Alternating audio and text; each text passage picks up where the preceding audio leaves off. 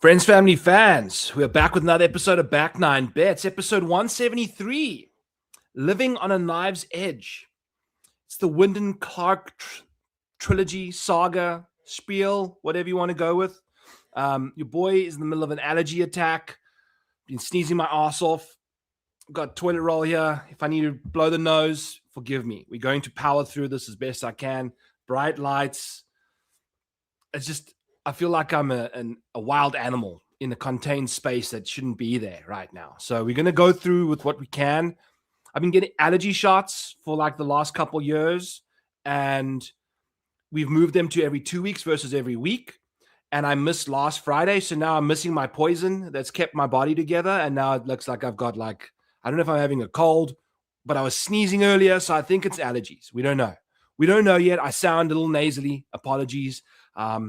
We'll roll with it. It's not like it's the first time you're hearing some sort of a nasal co-host on shows that you listen to.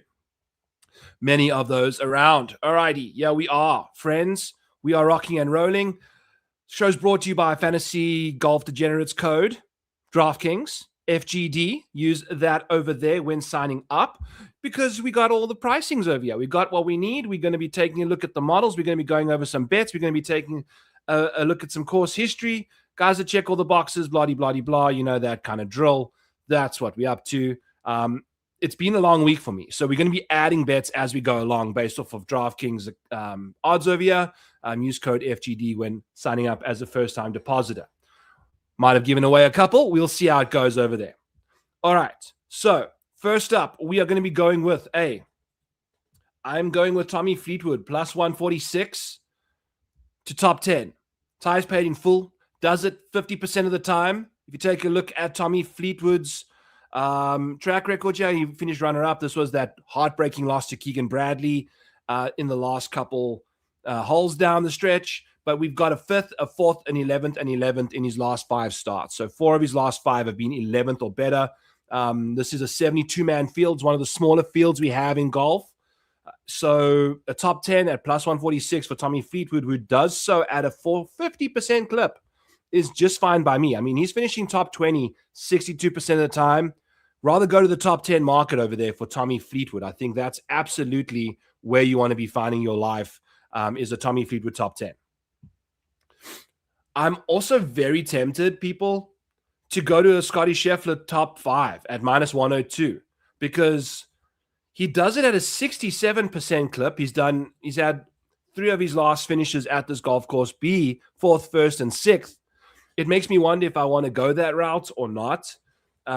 We obviously have that 4th place finish at the US Open last week. We got the 3rd at the CJ Cup, Byron Nelson, a trio of deuces at the RBC Masters and Cadillac, and then 2 12th and 14th place finishes at courses that you would have thought Scotty Scheffler can actually do some work. I mean, the 12th at the Memorial was jarring. You know, he typically plays that golf course very well and did not. So also worth noting that he's, gaining 2.3 strokes in easy and 3.3 in medium. He's easily the best medium golfer, I'd imagine, by a long way. Like when things get medium, whatever that is, I don't know if we can split hairs when scoring conditions are, if you want to, by the way, you can see your, there's a different tab over here for course difficulty, strokes gained wise.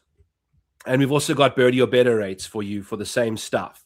So if you want to see who's making the most birdies, who's making the least on the various easy and scoring conditions, you can go and look over here. So course difficulty-wise, if we're just looking at medium, Scotty's got a decent sample size of them. So you always want to come and double-check that the last 12 months worth of difficulty relates to what you're actually looking at in the stats. So hard conditions, I'd have a bit more pause on, and it's obvious, it's a small sample size there. By easy, I mean scoring conditions. For the average score that day, it was 1.5 under par on average.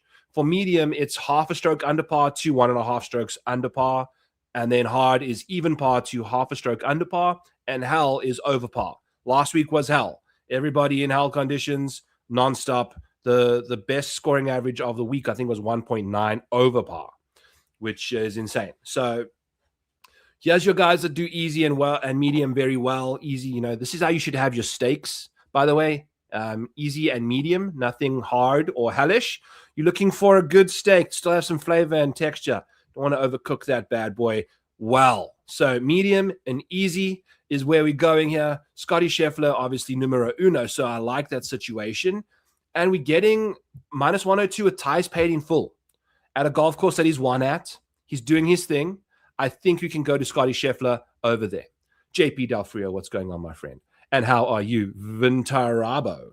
So Byron, I guess I went with your name in abbreviated manner too there. So yes, Scotty Scheffler obviously going to be doing his thing, and you can take a look at the putting metrics over here as well. Here's your strokes gained bent surface guys: Harris English, Sam Burns, Alex Nahr, and Denny McCarthy. You can see their true raw strokes gained over here if you want. If we want to hide this, we can hide this, and then you can see, okay, this is just how the actual strokes gained are when I weight in how many rounds are involved, along with how they compare to the other two surfaces. So Scotty Scheffler is up here. It's actually one of his better surfaces. You know, he gains 0.5 on bent, he gains 0.6 on power. You love to see that kind of stuff over there. So while you add it, you can, you know, take a look at all of these things and use it to your benefit. Scotty's checking these boxes. He's putting well. The thing with Scotty Scheffler, though, this year is we are filtered. Also, I'm just changing stuff as we're going along. I'm just going to remove all of this out of the way. And these are just your strokes gained approximate buckets for 2026. And we are looking at a golf course where if you go to I'm jumping a bit more here, people. Apologies. But you go to the micro model, which basically uses every single hole's historical driving distances. I have that all the way over here for you guys. You can see the driving distance on each hole based off of previous renditions of this course and tournament. Then you can adopt that to how each golfer will go about hitting their drives on those holes. And then you can see the approach yardages coming into each one. And then you can use that to determine, okay, how many buckets are they going to be hitting from over here? And you can see Scotty Scheffler is going to have 8 wedges this week, 4 of them coming from 150 to 200, 4 of them coming from 200 plus, and then 2 coming inside 100. So the problem with that is if we take a look at what Scotty Scheffler does the absolute best, it's 150 to 200. Compared to everybody else, he's very good from that proximity this year and in general. The more recent form is a bit problematic with Scotty Scheffler on the wedge front. We're noticing that he's spinning wedges off the front of greens. We're noticing that the long irons aren't what they used to be. Remember, we're going to have 8 wedge shots this week. He's been struggling. There's a 72-person field. He's 50th in this field in strokes gained from 50 to 100. And then inside the rough, if he's missing fairways, he's even worse out of the rough inside of 150. So, quick little deep dive on the show. Scotty Scheffler at this kind of venue, I don't know if it's the perfect fit for him given the fact that his wedges are struggling a little bit. I don't know if I'm going to be going to him at minus 102 for the top 5. So we're just going to leave him alone. Sometimes the best bet you can make is the one you don't place. You know what I'm saying? All right, so Tommy Fleetwood, top 10. Wyndham Clark, we're just going to leave alone. I don't necessarily know what to make of his current situation. But since we are naming the program Living on a Knife's Edge, it felt like Wyndham Clark's entire round was on a knife's edge. He was laying up feet short of bunkers. He was flying bunkers by a couple feet. He was staying on greens by a couple feet. He was making putts by a couple inches. Most of the week, the putter kind of went a little cold late, but again, hung in tough when he needed to. And then the play on words there with living at a knife's edge is he's constantly got these knives pointed at him. And I think the biggest problem with Wyndham isn't the fact that he's like a terrible person or anything. He's obviously got, like I saw Mark Wahlberg celebrating Wyndham Clark's putt, like emphatically, but the volume was off. So I don't know if this is a conspiracy theory situation, put on your tinfoil hats, is you know, he's obviously friends with all of these celebrities and big name people, but the general the public, the fans don't seem to relate to him. So maybe he's just like an elitist and that's just what happens. But when knives are being pointed at you, I think he just sees cameras and microphones and he does not see them as as knives or swords, like as is the thumbnail here. And it's weird. He's just a very difficult person to send. A lot gets lost in translation with Wyndham Clark. I think he doesn't understand what he needs to do in order to make the public appeal to him, him appeal to them. So that's the problem there. Whatever. I'm not here to gallivant more about Wyndham Clark. Diving into Wyndham Clark's situation. Again, third in the model. I do have some percentages that we've made over here as well. We are basically using 10% for the total finish rates over the last 12 months, starting from top 22 win rates. So Wyndham Clark's not necessarily going to be in there. And all the blue boxes are your top 10 boxes, friends.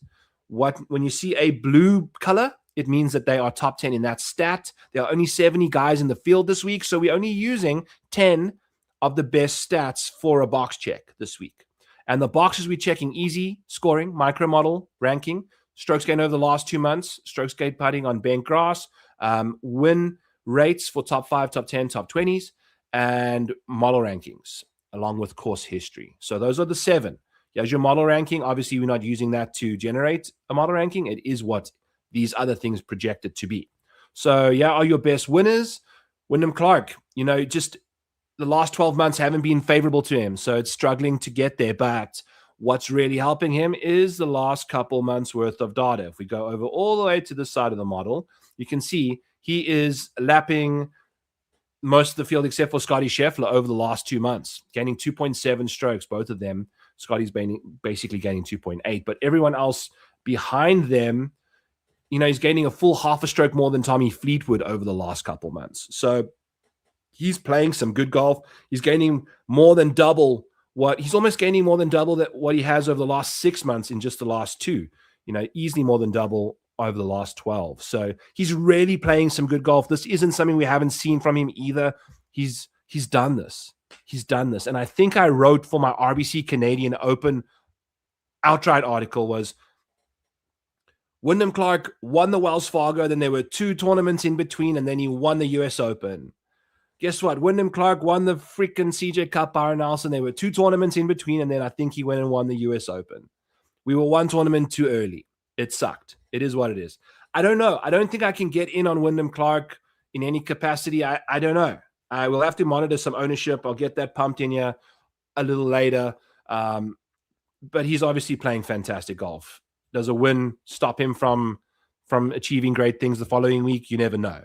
If the ownership's looking low, I'll go there. If not, who knows? But there's no reason not to play him unless you think that he's going to have a hangover from a US Open. I don't know. So that's your situation there. Ludwig Oberg is grading out phenomenally for me. He has not finished inside the top 20 at this golf course. That's okay. We've had a couple situations where he hadn't finished inside the top 5 in a non-Masters major. He took care of that at the PGA Championship, which, funnily enough, is really his last good start. Given the high lofty expectations we have of Ludwig Oberg. He's $9,800 and still looking for that first top 20. I think that obviously happens this week. It has to. He's been playing incredible golf. It's almost his floor right now. Was a 39th at the Memorial. Ludwig came through quite nicely at the US Open. Top 20. The whole grape thing, it's just like, it's so manufactured. It just feels like everything is so manufactured with him. There's no one normal that's friends with him. It's all media. It's all celebrities. It's all his team that is around him. I don't know. I don't know. He needs to become friends with Harry Higgs to learn how Harry treats other people, because for some reason, we just love Harry Higgs.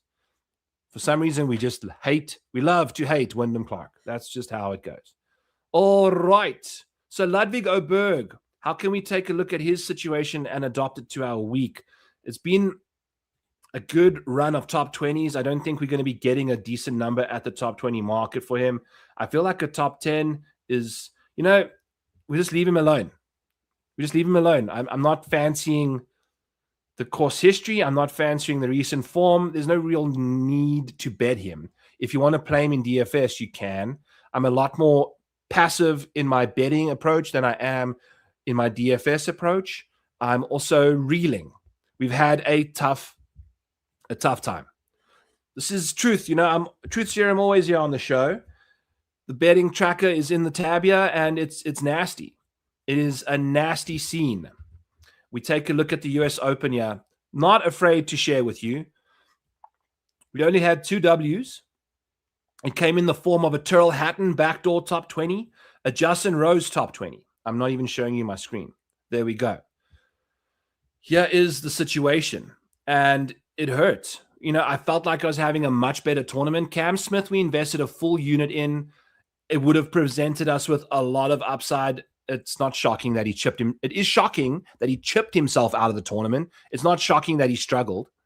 Then we had Harris English miss the cut by 1. So his top 40 bet was nuked. Also, I'll make the cut parlay for all 4 majors. Fell through for us there. So that was a hurtful situation. Hideki Matsuyama made the cut, did not finish top 40. It's kind of difficult to do in the US Open. He was one of them that managed to do that. Finished like dead last, basically. So that sucked for Hideki. Did not even come close to cashing out each way. He just didn't have it. John Rahm was looking like he was going to win the tournament at one point, and then missed the cut with five holes into his second round. He just decided to completely screw the pooch and shoot 8 over par. So that's the thing. With him, we had Justin Rose, top 10, come through for us nicely for a unit. It would have been nice to have had a second unit come through for the top 10. He finished 11th. What can you do? Walko Neiman, heroics up on Sunday, and he took 1 place away from Justin Rose. If he doesn't finish top 10, they both finish. Well, if he doesn't finish 7th, or Tyrrell doesn't finish 7th, and still cash our top 20 bet on him, he could have just finished 10th, and Justin Rose could have finished 10th, and we score ourselves an additional unit. Instead, we lose out on a unit because of 1 shot. That sucked. Then we take a look at Matt Fitzpatrick. We lost out on a unit by 1 shot because he finished solo 22nd last week. So like these bets aren't coming through, but it's also like, I was thinking about this, like does it classify as a good bet if you can say, okay, I'm going to add 1 shot to this guy's score and see how it goes? Because like our week can completely change if we just change 1 shot and say Harris English makes the cut. Let's just pretend he makes the cut and top 40s, and Russell Henley, there's no 1 shot there. He just sucked it up. Matt Fitzpatrick, 1 shot. Then we go to Justin Rose, 1 shot. Okay, so I think we lost 6.5 units last week. This week, if we change those things around, we are losing 1.3. So not nearly as bad.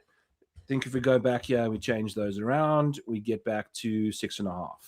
Yeah, so you know what I'm saying? It went from a really bad week to a bad week if we just have 3 guys have 1 bit of variance go their way. You know, we didn't cash a single outright or top 5 related to them. It's just no good. No good. So enough whinging and whining. It's also part of the reason why like I'm a little glum.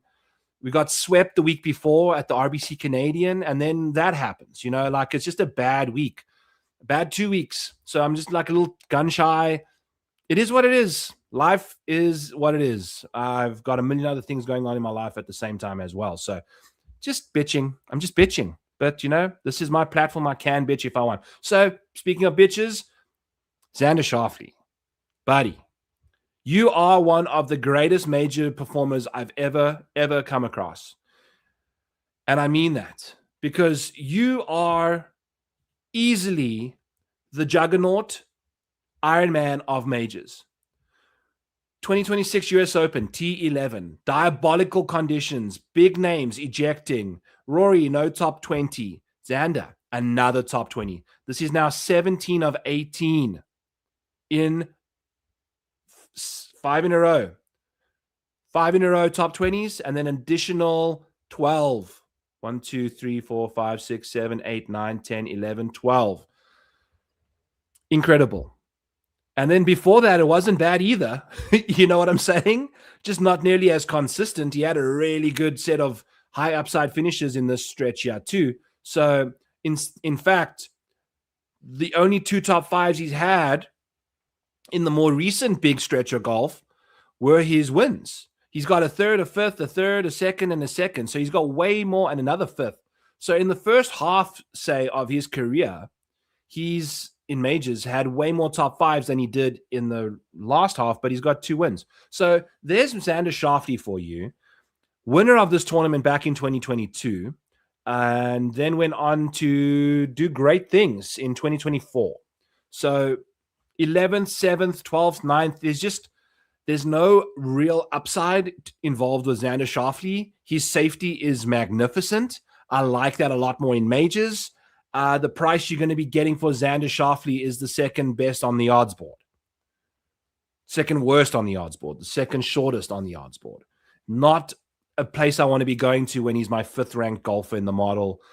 And you're looking at these results, it's like, it's mediocre by his standards. Okay, obviously, if this was us, we're loving life. But 61st year last year, 13th, 19th, first, like the course history isn't great. The form isn't fantastic. It's safe. It's so safe. But it's not a major. I'm not interested in Xander Schauffele this week. Cameron Young is interesting because he's a course record holder, I believe, or a 59er at this golf course. We won the Cadillac, 3rd at the Masters. Didn't we win the Players as well before that? And then we've kind of gone off the boil. I don't know how or why. It is what it is. He ranks 8th in the micro model. We're missing some fairway accuracy, missing some green regulation love. Obviously, fantastic off the tee, good with the irons. What does Cameron Young's? Here's his profile. So he's a poor wedge player right now. He's the exact same as Scottie Scheffler. So I don't know if I'm a fan of this particular approach skill set for Cameron Young. When you're taking a look at like guys like Colin Morikawa, this makes a ton of sense, but he's also solid through the bag. It's interesting. Let's take a quick, I'm doing some we're deep diving at the same time as we are researching here. This is just kind of what we're dealing with. Top 25 this week in this field. In strokes, oopsie daisy, that's not what we want to do. We're going to and we're in the wrong column anyway. When my brain doesn't make sense of Google Sheets, that'll be the day we celebrate. Okay. Strokes gained from 100 to 150. We're going to sort by condition. I want to see who are the best, just the best from 200 to 100. Less than 30. Let's just go with 30. Okay. There we go. And then we're going to go with less than, or you can see your top 30 over here. So these are your top 30 guys in wedge play and mid-iron play, which I quite fancy this week. Are there any guys that do? Jacob Bridgman is a very nice look. Very nice look this week because he's one of the worst from 200 plus. We only get like 4 of those this week. Everything else is inside that. So he should grade out quite nicely on approach. Other guys that really struggle here, Victor Hovland. This is a really good spot for him. Situation, good shot, spot, situation, Victor. Russell Henley, again, great from 150 to inside of 150 to 100, and from 150 to 200, 50th in the field from 200 plus. So another solid reason to be going after Russell Henley this week. He's very good with this range. Corey Connors, one of them as well. Very good to see that working for him with the wedges and the mid-irons. And then Nick Taylor and Akshay Bhatia, 2 guys that are also pretty solid when it comes to the short iron stuff, and then long irons struggle. So some names to be of noted are going to be Russell Henley, Akshay, Victor, Nick Taylor, and Jacob Bridgman, and Kurt Kitayama. Those are some names we're going to really fancy this week. And while we're at it, we're going to be betting Russell Henley to win this tournament. I don't know how I can't show. Yeah, we go. 30-41, Russell Henley. We're going to be betting him top 10 as well. I wanted to take advantage of Russell Henley's profile in some capacity. Very good with the fairway finding ability. Obviously very good off the tee with how often he finds a fairway. Very good with his approach play this week. If you filter by the best approach players based off of this golf course, yeah, they are. We got Rosie, we got Henley, We've got Rye, Scotty, Corey Connors. Here's Akshay showing up.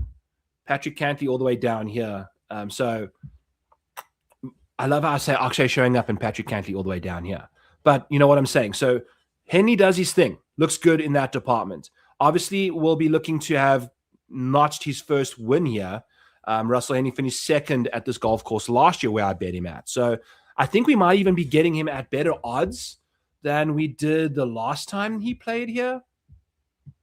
You can find this over on the Model Maniac Patreon, by the way. Use code BETS26. So you can go to Travelers and you just type in not Travelers. We're going to reset the filters because it's filtered on 2026. So you go Travelers Championship, and then you can see, okay, Russell Henley, what have his odds been at this golf course? You click on the win, and the most recent to the oldest, 40-1 last year. We get him at 30-41. The year before he was 30. The year before 35. Finished second the year he was 40-1. Finished first the year was 35-1 in 2026. I mean, the thing with Russell is we're not getting this consistency from him anymore. He has his more recent starts. 65th at the freaking US Open. That Saturday round of his was ridiculous. Ridiculous. He was missing fairways and not getting up and down. Like the stuff that he's really good at was what he was just diabolically bad at. So I don't know what to make of Russell Henley saga there. But then the Memorial finished 22nd the week after winning the Charles Schwab. 2 weeks after missing the cut at the PGA Championship. 49th at the Cadillac, 25th at the RBC Heritage, 3rd at the Masters. So he's just like sporadically popping up and playing good golf. And I think that's kind of what I'm fine with being. Since I'm a Russell Henley ticket holder from the Charles Schwab, I'm completely cool playing the fool and just being a Russell Henley backer again at this price tag. We'll be shopping around to see if there's any driftage, but I think the top 10 as well. I don't want to be investing. Maybe we just do the top 5 to win a unit versus the top 10 as well, because then you can just invest 2/10 of a unit versus half a unit-ish to win a unit. And if it's a good spike performance, another top 5 finish, then you cashing in on a Russell Henley good week. If it's a bad week, then you minimal investment because it's a top 5 bet that you're trying to win a unit back on at 0.2 units invested, and then you're betting 0.1 units on a win. Maybe 2 units on a win. So yeah, probably 2.2 units on a win. 0.2. So that's Russell Henley. We're going to be betting him 34-1 on DraftKings. If you can find somewhere else, go ahead. We're going to be looking at the top 5 market as well at plus 520 there. So Ty's paid in full in both of those situations. There we go. So there's our first outright on the card. Then we're going to be scooting along. We're going to double back to Sam Burns, who I think is playing some great golf.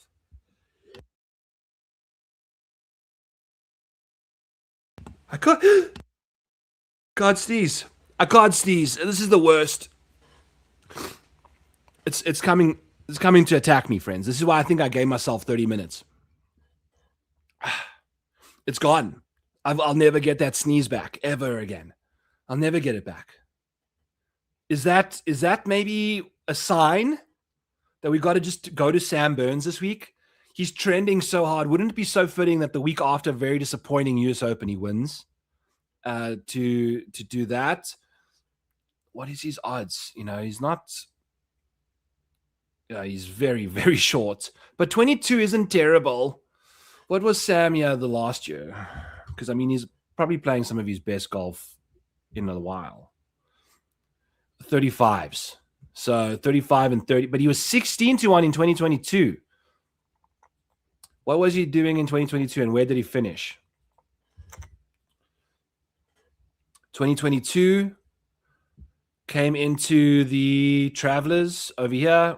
Missed the cut at that Travelers after 27th at the Open. He just won the Charles Schwab, 4th at the RBC Canadian, 2nd at the Zurich, winner of the Valspar. So this was back when Sam Burns was winning golf tournaments. He's tried to win golf tournaments right now. He's just not getting it done. Ooh. I don't know. I want to bet Sam Burns, but I can't. I just don't bet him. But it seems like he's we're not finding value here. Russell Henley's got some value, in my opinion.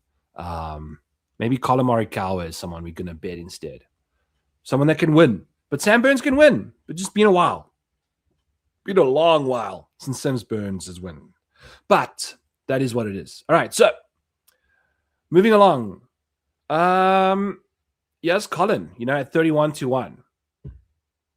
If we take a look at last week's US Open, like post round 3, Colin Morikawa was not very far away from being the top. Yeah, I mean, he was 6th place finish after round 2. Round 3 destroyed him. Yeah. And then he kind of just fell off into the abyss. So, I mean, we all saw what happened on Saturday. It killed everyone except for Wyndham Clark and Emiliano Grillo. We went off really early. But here we are. Colin Morikawa with the round of the day. Then he went and shot 73-72 over the weekend. Nothing super inspiring, but we have got brilliance involved. Like Colin Morikawa's general upside is there. The floor is lava. If you stand in it, you're going to lose your foot. It's the situation you're dealing with now. But what we do know is Colin Morikawa should make theoretical sense at this golf course as well. We got a 7th at the Masters and a 4th at the RBC Heritage. It's been quite some time since he's done anything for us. He just had a child, like in this span over here. So 29th, 17th, this is the 3rd week in a row that he's going to be going. Easy scoring conditions. He's top 10 in the field. The course history is interesting. He hasn't top 10 yet. And you'd think at a accuracy wedge intensive venue, it makes a lot of sense. But what I want to point out is his around the green play is better. What has Colin's around the green play always looked like in his career? Because maybe he struggled around the greens at this golf course, right? It's been better lately, but still, I don't know.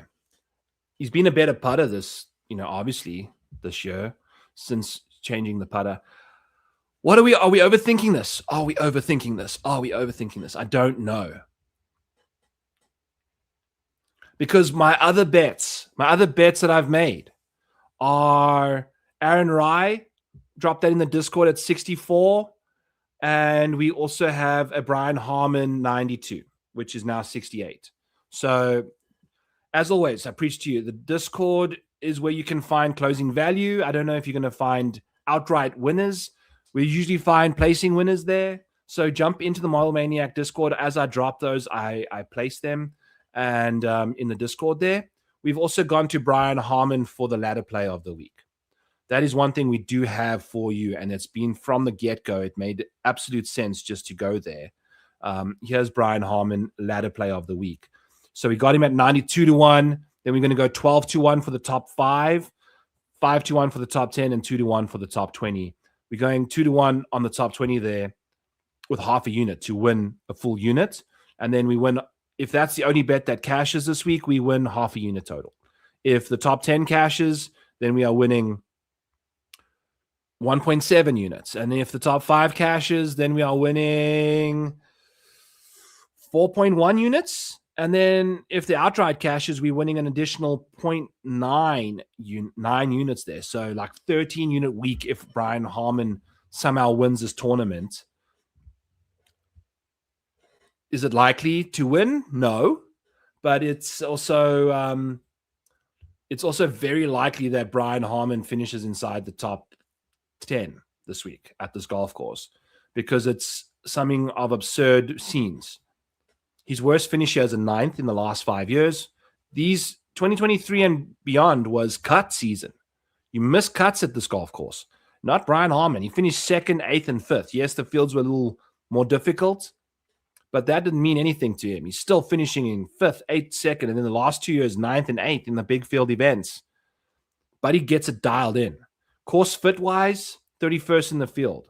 The lack of distance, always a problem for him. But again, he just finds his groove at this golf course. It's something of alien nature. Here he is at the top, one of the most searched for options on Data Golf. You've just taking a look at like his actual River Highlands profile dating back even further. Look at this. It dates back to 2015 when the aliens first surfaced at Cromwell. Third for Brian Harmon, dropped him off, but they didn't want the people to realize that he's an alien and said missed the cut and then finished 35th thereafter. 6th, 8th miscut. Again, COVID, aliens took the year off. And then 5th, 8th, 2nd, 9th, 8th. I mean, this is insane. This is insanity. And it's just good around the green play. It's good approach play. He's gaining off the tee pretty much every single time. He's gaining on accuracy every single time. The putter kind of dictates the upside. If he putts well, he's going to have a good week. Finishing 2nd, finishing 5th, finishing 3rd, 6th, whatever. If he sucks, 8th, whatever. Last year, the irons let him down. But the years he doesn't putt well, it's 8th, 9th, miscut, so there is a chance he struggles with the putter. What's the putter been doing in the last little while? We've been seeing some very good putting from Brian Harmon since the Masters. So I love this bet, said Baba to Forrest. Said Forrest to Baba. Anyway, give me 2 seconds. I got to blow some noses, clear some throats. I don't even have an ad for you. So maybe we can just shout out this.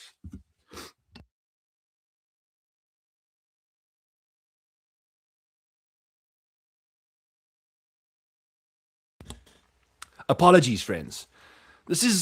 We are in it together this week. I'm Victor Hovlanding you guys today, and I appreciate you. Speaking of, should we take a peek at our king, who was at the soccer game the other day? 31st in the model, 85th in pricing. Not going to be playing him in DFS. I don't know. Does he know? I don't know. Moving back to where we were actually staying on track here. Staying on track. Justin Thomas is someone I want to chat to you about, because I think I'm going to play Justin Thomas in the top 20 market. Justin Thomas is someone I want to play the top 20 market in. We can go over to DraftKings here. Minus 105. I've picked him, but this is a weird situation. Does the same game stuff. Yeah. Here we go. So, Thomas, Justin, not Justin Rose, Justin Thomas. 13th in the model. And there's no maniac override over there. The course history speaks for itself. We got 9th, 5th, 9th in the last 3 starts. He's only 3 starts. And then in the last 6 starts for Justin Thomas, there's nothing worse than a 23rd, 13th, 4th, 13th, again, 19th, and 17th. And there was a 4th and a 17th in the mixture that include 2 majors. That's back-to-back top 20s for Justin Thomas. This PGA Championship top 4 is his first non-Masters, non-PGA Championship winning week, top 5 in a major. And that the Masters top 5 was a November edition of that, an easier version. This top 5 at the PGA Championship starts showing you that Justin Thomas has arrived. And I think it's got to do with the fact that he's driving the ball better. We don't typically associate Justin Thomas with fractionally losing on accuracy or fractionally losing off the tee. It's been quite the journey for Justin Thomas over the last little while with the driver. Since coming back from the injury, it seems like it's really figured itself out after coming back to API, then struggling. The last career summary-wise, he's starting to drive it the best he has in quite some time. The last year was not a good driving year. The accuracy was way down. This is like the first time his accuracy is actually like neutral. So that's good to see. And it's been pretty solid for the last couple months. And as you can see, the results along with the driver have really come in. The around the green play is obviously going to work out fantastically for him. And he has his full-on Travelers track record. He's very good around the greens. solid on approach. He's a very good wedge player historically. And I think Justin Thomas is going to do wonderful things at this golf course. You can get him for a top 20 at -105 with ties paid in full. So, DraftKings has got that there for you. Go grab that. I will be playing that bet for sure. Kurt Kitayama is somebody that I'm probably going to land up placing a bet on here. Why? Because if you weren't part of the show just a smidgen ago, we were looking at some names, and Kurt Kitayama's top 20 in strokes gained from 100 to 150 and 150 to 200, and he's outside the top 50 in 200 plus. And if we took a look at the micro model, you can go find Kurt Kitayama's profile over here, and then you can see, okay, this is Kurt. You can see where Kurt Kitayama has long irons. Strokes gained approach, this must be like inside a certain range. Yeah, so inside 100 he struggles as well, but 200 plus is okay, I guess. So he's just solid across the board. But what I'm trying to get at you is he's going to have 8 shots from 100 to 150, 4 of them from 150 to 200. Deal with the rest. And again, what I also want to point out is the reason why these strokes gained and approach numbers are not negative for some of them when they're 200 plus is because it also includes the fact that there is some approach play out of the rough. So if you take a look at Kurt Kitayama, when it's a long shot out of the rough from 150 and beyond, he's actually very good. So ideally, you want the long irons these guys are hitting to come in on fairways that are more difficult to hit than normal. And you can actually see that on the micro model. So when the guys are having long irons in, here is this par 3 will be from the fairway. Par 5 fairway accuracy, they're hitting it about 70% of the time. So it's a pretty wide fairway. So he's not going to separate himself super duper much there. And then we get another par 5 over here, 67% hit rate on that par 5. So, 1 in every 3 chances they're going to be coming out of the rough. That's when Kurt Kitayama is really going to shine, ideally a bit more, but it is what it is. We can't have it every single way we want it. Kurt Kitayama, price-wise, also I like him for a top 20 because if you take a look at this recent run, 8th, 9th, 19th, 10th, 22nd, US Open, 53rd. It is what it is. Not going to stress too much about that. His overall finish rate over the last 12 months, he's inside the top 20, 50% of the time. So anything this week, he's 14th in the model, 50% top 20 rate. Now we go over to the top 20s and we try and find a Kurt Kitayama. And I'm assuming if Justin Thomas is even money, Kurt Kitayama is likely going to be plus money by just a smidgen. Not that much further apart from Kurt Kitayama is Justin Thomas, but plus 110 checks that box. JT, not nearly as much as Kurt Kitayama in the top 20 percentage boxes there, but we've seen some really good carry forward there from Justin Thomas lately. So Kurt Kitayama, plus 110, he's on the card. We're going to be going to him there for a top 20. Aaron Rai is also our other outright. I fancy that he finished 17th here last year. He's now finished top, made the cut in 10 consecutive majors, is Aaron Rai. He finished 11th last week at the US Open, just under the radar. And guess what? Is he one of the few? He's 37th with long irons. He's 7th and 6th from 100 to 150 and 150 to 200. So on approach, Aaron Rai, things go awry 200 plus, they stay on track in a big way when he's inside 200 and in the fairway. You do not want Aaron Rai hitting long irons out of the rough. It's not good. But he's a very accurate driver of the golf ball. Maybe he just knows he's not good at hitting out of the rough, so he just tries to find the fairway as much as he can. How do you find Aaron Rai? Any sort of model without trying too hard. All you do is you go to fairway percentage accuracy rate and you click on filter by largest to smallest in the micro model rankings, and there it is. He's numero uno ahead of Russell Henley. So for Russell Henley to have missed 7 fairways, I think, on the back 9 or 5 of 7 fairways on the back 9 or something ridiculous of a US Open, when you are this accurate of a driver, it's just something, it's just not. But anyway, Aaron Rai, the disrespect on this man's name now. He's 60 what now? 58 to win this tournament. What is his odds? He is 55 to 1. 69 to 1 to begin the week. Whatever. 55 is still fine. If you told me that someone is 55 to 1 and they've just finished 11th, 19th, won a PGA championship and finished 5th at an alternate event. Okay, the alternate event thing, we can maybe just say PGA championship and call it a day there. But either way, it's still a 5th at the one flight, a PGA championship win, top 20 at the Memorial in your next start, 11th at the US Open. I'll take the top 20 on you as well. I think what his top 20 is plus 148 when we dropped that in the Discord. Yep. So your Aaron Rai top 20 bet there for a full unit. We're going to just go to town. So Aaron Rai, do I have it pulled up here for the winner? Yes. Don't have him top 20. We'll pop him in there. I think I've already placed that. So we'll get him in here as well, just so that we're just clicking buttons as we're going.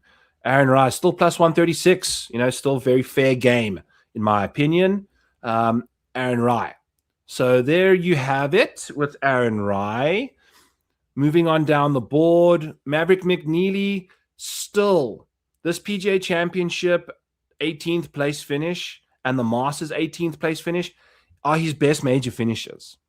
He just cannot get it together. He was in some final group action with Rory McIlroy, I think, on Sunday, and somehow finished 32nd. So just struggled Saturday. But 17th year last year, he's a very good short game guy. He's turned back into that. He used to be a very good driver of the golf ball. That's disappeared. He's inaccurate as balls now and doesn't nearly have as much distance as the inaccurate guys that are in the same range as him. Like if you just take a look at this inaccuracy stuff here, where is Mav? He's quite inaccurate. So yeah, right over here. I mean, these are all the bombers. Mac Masner and Eric Cole, Denny McCarthy are interesting. But Jake Knapp, Wyndham Clark, Ryan Fox, I guess, Rory, Nikolai, Chris Gotterup kind of guys. So whatever. Completely getting derailed. Yeah, the brain is starting to fry.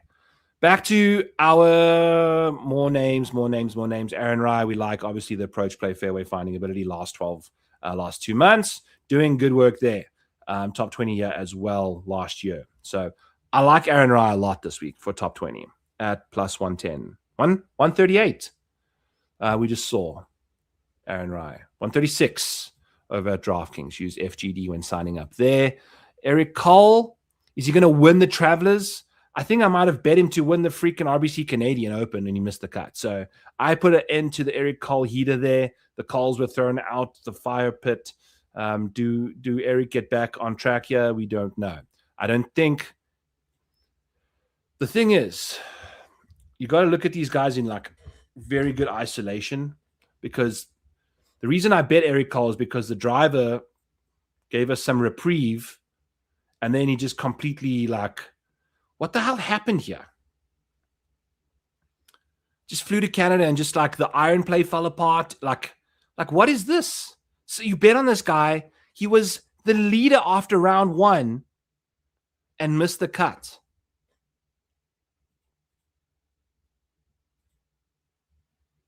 There he is. There he is again. I mean, look at the names he's around. These guys all that missed the cut and had the worst round on Friday, all shot like 70 and above, 69 and above. The buddy's sitting out at 64, 76. Like this is what's just so frustrating about betting these guys is like, was Eric Cole a bad bet at the RBC Canadian? Yes, he missed the cut. No, he was leading the tournament after one day, playing fantastic golf, then has an outlier ejection round that we haven't seen in forever from him. So I think if he's driving the ball great again, I wonder what his mid irons is. Eric Cole like one of these guys that does good work?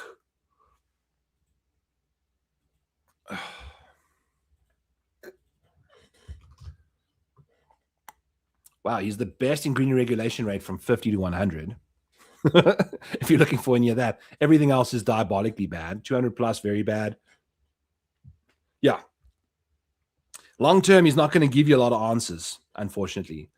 So, yeah. Alex Noren's interesting to me at 23 to 1, 23rd in the model, sorry, $6,900. Great putt on bent, great fairway finder. That's about it for you. What did he do at this? Yeah, he's just now, since I've been on board with Alex Noren, I bet him at the RBC Canadian Open and really liked his chances this week. Back-to-back miscuts. But again, we're dealing with someone that hasn't done this in forever. He's been a model of consistency, finishing 30th or better pretty much every single time he plays. We meddle with his game, and all of a sudden things go astray. Justin Rose. Do we want to go with Justin Rose at 11th in the US Open, 12th at the Memorial, 10th at the PGA Championship? I wonder if you notice his best finishes are all at tournaments that like matter. 3rd at the Masters, 65th at the Cadillac, 45th at the Truist, 10th at the PGA Championship, 12th at the Memorial, Jack's Place, miscut at the RBC Canadian, 11th at the US Open. How does the Travelers work for Justin Rose? He didn't play it last year, apparently, and finished 68th and 36th. So to me, I mean, I'm just going to keep playing him in majors because he was one of the 2 bets we hit last week. And he came through for us with a top 10 in epic fashion at the PGA Championship, by the way. You know, while you are bitching, this top 10 was magnificent. And that cashed us a big couple unit swing as well. So we got burned back at the US Open. Yeah, it happens. It happens. But these 11th and 12th place finishes can drive people to drink. Speaking of, we'll have a nice little quick raspberry nectarine seltzer water here. Okay. Yeah, you cannot just relax. When you're trying to sell your house, you just cannot relax because within 2 hours, you can have to have picked up your child and your 2 animals, cleaned the entire house, and jumped into a car and then creeped around the neighborhood for 45 minutes while people walk through your house. It's weird. It's really weird. So we are currently in negotiations with an offer we received. We started the house like 3 days ago and people receiving offers already. So it's good. But do we go early? Do we have an Eric Cole situation here? Is better things to come if we wait, or are we going to cash in our first round leader and just accept what's been offered? Yeah, I don't know. Either way, moving along down the board. Keegan Bradley, I'm glad we got to this point because we are not missing out on this opportunity. I'm going to be betting Keegan Bradley this week. I didn't mention all of these names on the Fantasy Golf Degenerate show because I haven't had a chance to really think it through. We did it late last night because I was doing this exact thing, running around the neighborhood. 48-1, Keegan Bradley. Winner of this tournament in 2 of the last 3 editions. He's also somebody that has now finished 12th. We can even start at the Masters. 21st, 12th, 19th, 19th. So we are getting some good finishings from Keegan. And we, like the form isn't bad coming in at all. It's not spectacular, but it's not bad either. And I think if we go back to the US Open, Keegan Bradley was not that far away from being in the mix through a couple rounds. He was 13th after round 1. Or is this where he ended? I don't know. After round 3, he was 13th. Oh, it does change. Okay. And then he fell all the way down to like T32. Had a really bad Sunday. Alongside, you see, this is what makes what Xander Schauffele does so impressive. Because Rory's major history, I don't know. I'm jumping over the place. Look at this. Like compared to Xander, this is when he was chasing, obviously, Ooh. Okay. There was some good stuff going on here. But again, there was a missed top 20 over there at the Masters, another miscut at the Masters, a 46th, another miscut, then he won. But, Xander doing good things. Back to Keegan Bradley, 50-1, 48-1 to win this tournament. given the fact he's done it twice now, and we are getting some reasonable form in the last 2 months. Nothing spectacular. We're not getting amazing stuff here, but Keegan is playing good golf. If we were playing it purely off of the course history narrative because he's not playing good golf right now, then we've got a problem here, because 50-1 doesn't make that much sense. But in my opinion, 50-1 makes a bunch of sense given the fact that he's just dominated this golf course. This golf course, if you go to correlations for course history, one of the higher ones up there. So you see guys with repeated success have repeated success at this golf course. You can just see, like you can see the guys at the top here. This is like an eclectic bunch of dudes that Keegan isn't even a part of, because he's like hit or miss. Maybe this is the year he misses, is likely the case. I've never hit a Keegan Bradley outright. I've had him lose to Max Homa twice and other people other times. So maybe this is the year he defends his title. Would it be the third time in 4 years he wins? Yeah. But I mean, he does it, yeah. He's a very emotional man. He loves New York / Boston, Cromwell, Connecticut. Sorry, I don't think he likes New York. Cromwell, Connecticut is his vibe. I can see him doing spectacular things again. So 48-1, and then that 7-1 top 5 alongside it, I think is what we're going to be looking at here. Granted, maybe a top 20, like a top 20 bet is probably where we want to be going instead there. That has cashed 3 of the last 4 for him. And in the last little while, we've had some serious top 20 love as well. So I think maybe you want to be going Keegan Bradley top 20 there instead of the top 5, especially if we're getting him at plus 134. I like that. I like it a lot. Any other names? I've completely spaced. I zoomed in on the screen here and have not taken a peek. Chat's been pretty chill today. Jim hanging out. What's up, brother? Good to see you. Thank you. That was for my sneeze a while ago. But I think that's going to be it. I survived this show. It's not the best show in the world. We did it, though. We sure as hell did it, friends. We did it. I didn't think I was going to do 30 minutes today. We did 58. So check out the Model Maniac Patreon. All of the tools you saw here available to you. You can use that. Nothing more to say. Have a great travelers. Love you all. Let's have a banger. Let's bring home some winners. Let's get back in the green. It'd be nice to not have to reload the bank accounts there and the betting apps after a bad 2 weeks. It is what it is. Positives only. Travelers, selling houses, traveling to new places. Let's do it. Love you all. Catch you guys next week. Bye-bye.